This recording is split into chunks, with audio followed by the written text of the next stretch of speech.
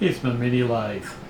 I'm going to do some single point thread cutting, but I don't have a thread point indicator, and trying to do this just by guessing, you end up with more than one thread being cut, so it sort of ruins your piece.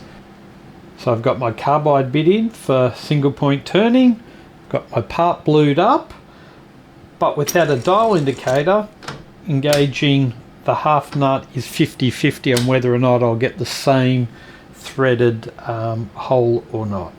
But what we can do is a bit of a trick. So I'm going to bring this in as a carriage stock. I have a pen. I'm going to mark this one as being the top of the dial.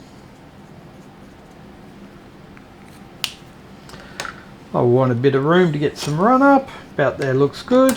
Gauge the half nut, and I'm going to use this to mark the position of the slide so it can be repeatable and I can go back every time. So I can move it back, re-engage the half nut. That should work quite well. Okay, let's cut some threads.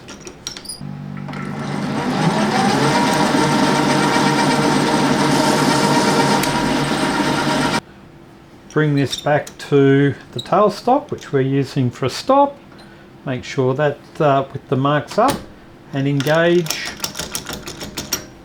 the lead screw. Right, wind in a bit of depth of cut, power it on and see if we cut the same thread.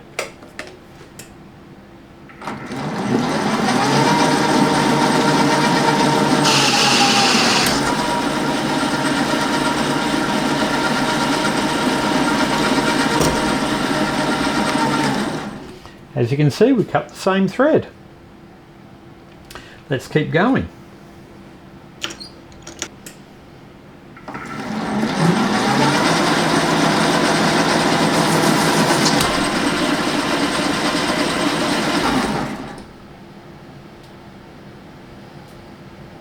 So there we go. All cut without a thread point indicator, hitting the mark every time.